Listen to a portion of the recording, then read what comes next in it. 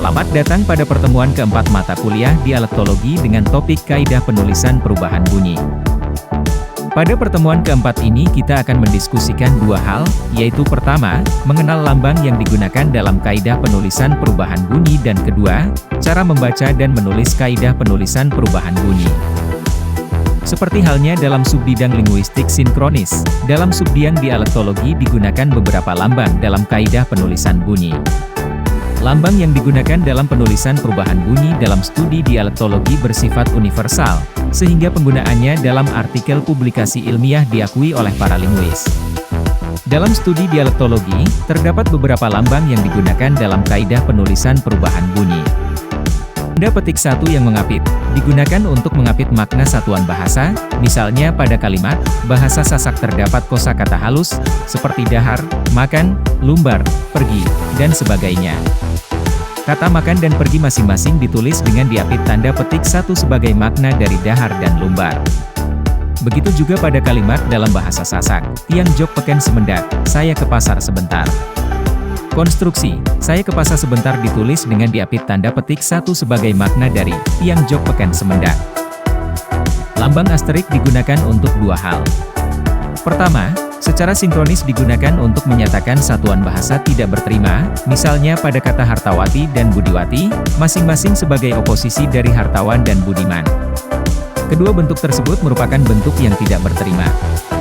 Begitu juga pada konstruksi bola Andi menendang, yang mungkin sebagai derivasi dari konstruksi Andi menendang bola. Bentuk tersebut tidak berterima dalam bahasa Indonesia. Kedua, tanda asterik digunakan untuk menyatakan etimon atau satuan bahasa purba, baik berupa fonem, kata, frase, maupun klausa.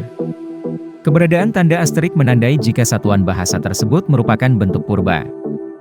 Bentuk dua dalam Proto-Austronesia berubah menjadi loro dalam bahasa Jawa. Begitu juga penulisan kalimat, bentuk mate yang bermakna mata dalam bahasa Sasak berasal dari prabahasa Sasak, mata. Tanda dua garis gelombang. Tanda ini diartikan korespondensi, yaitu digunakan untuk perbedaan yang bersifat korespondensi atau perbedaan bersifat teratur. Misalnya, bunyi P dalam bahasa Sanskerta pada lingkungan posisi awal berkorespondensi atau muncul secara teratur sebagai bunyi F dalam bahasa Swedia. Hal ini dapat diamati pada bentuk yang menyatakan makna ayah dan kaki dalam bahasa Sanskerta dan bahasa Swedia. Tanda satu garis gelombang. Tanda ini diartikan bervariasi, yaitu digunakan untuk perbedaan yang bersifat variasi atau perbedaan bersifat tidak teratur. Misalnya, bunyi N dalam dialek Sumbawa Besar pada lingkungan posisi tengah bervariasi atau muncul secara tidak teratur sebagai bunyi Y dalam dialek Jerewe. Hal ini dapat diamati pada bentuk yang menyatakan makna membuat dalam dialek Sumbawa Besar dan dialek Jerewe. Tanda lebih besar diartikan menjadi. Misalnya bunyi A pada lingkungan posisi akhir pada prabahasa Sasak berubah menjadi bunyi E dalam dialek Pujut. Hal ini dapat diamati pada bentuk yang menyatakan makna apa dan laki-laki.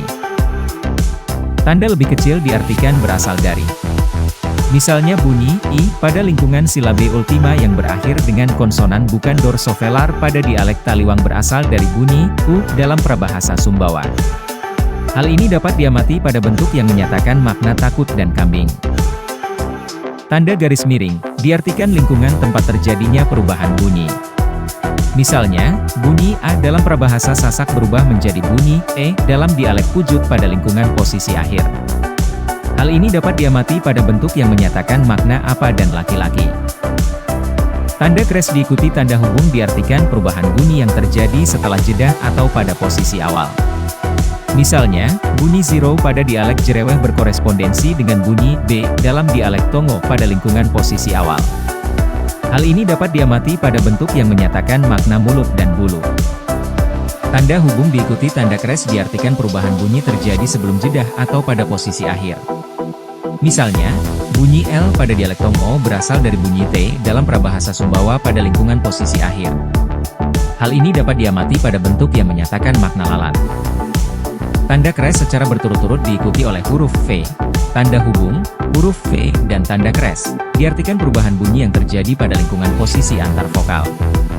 Misalnya, bunyi ND dalam bahasa Sasak berkorespondensi dengan bunyi N dalam bahasa Sumbawa pada lingkungan posisi antar vokal.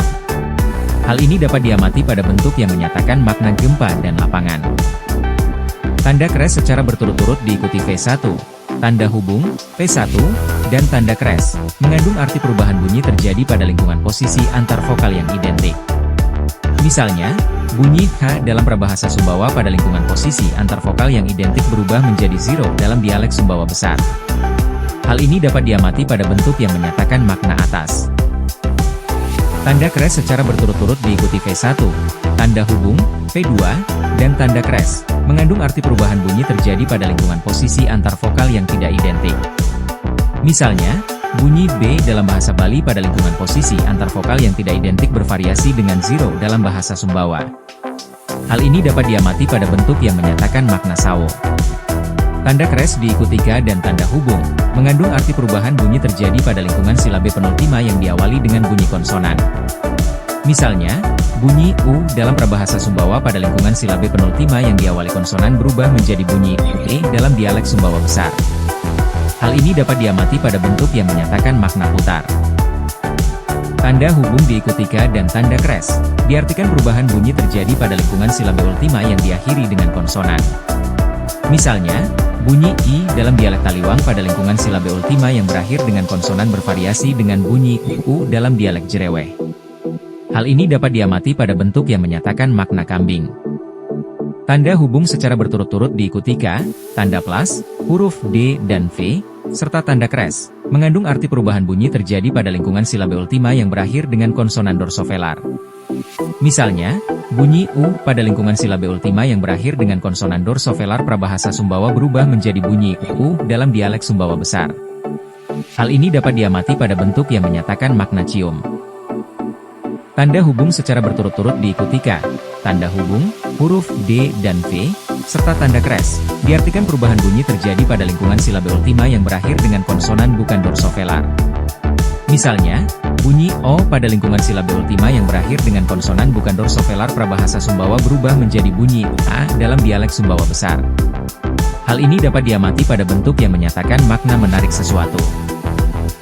Sebelum dibahas tentang teknik membaca dan menulis kaidah perubahan bunyi, mohon cermati makna beberapa singkatan yang digunakan untuk membahas hal tersebut.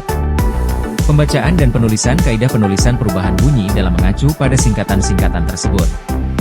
Penulisan kaidah perubahan bunyi pada butir A dibaca dengan cara bunyi P dalam bahasa Sanskerta, BSK, berkorespondensi dengan bunyi F dalam bahasa Swedia pada lingkungan posisi akhir. Penulisan kaidah perubahan bunyi pada butir B dibaca dengan cara bunyi N dalam dialek Sumbawa besar bervariasi bunyi IE dalam dialek Jereweh pada lingkungan antar vokal.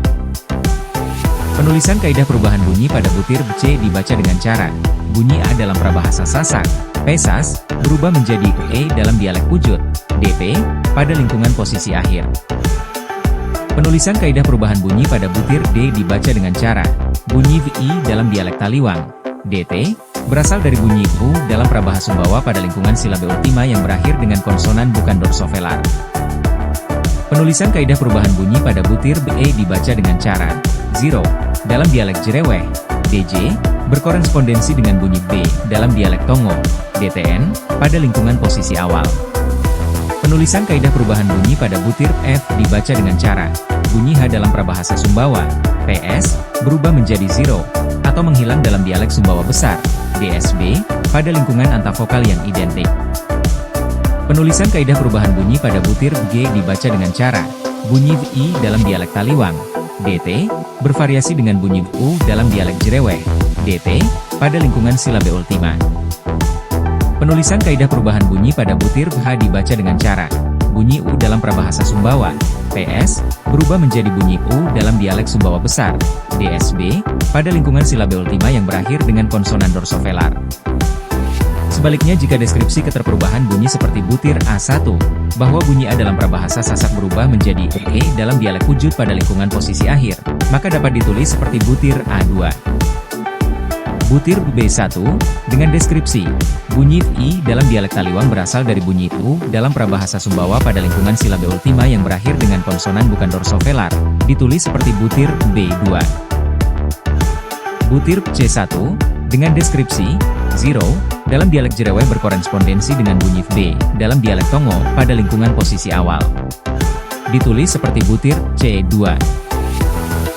Butir D1, dengan deskripsi, bunyi H dalam prabahasa Sumbawa berubah menjadi zero, atau menghilang dalam dialek Sumbawa besar pada lingkungan antavokal yang identik. Ditulis seperti butir D2. Untuk memperdalam pemahaman, pada bagian A, buatlah deskripsi kaidah perubahan bunyi butir 1-5, dengan mencermati makna singkatan yang ada dalam tayangan video ini.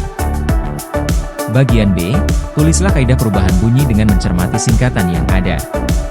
Jawaban saudara tulis tangan, kemudian difoto dan diunggah pada form yang telah disediakan.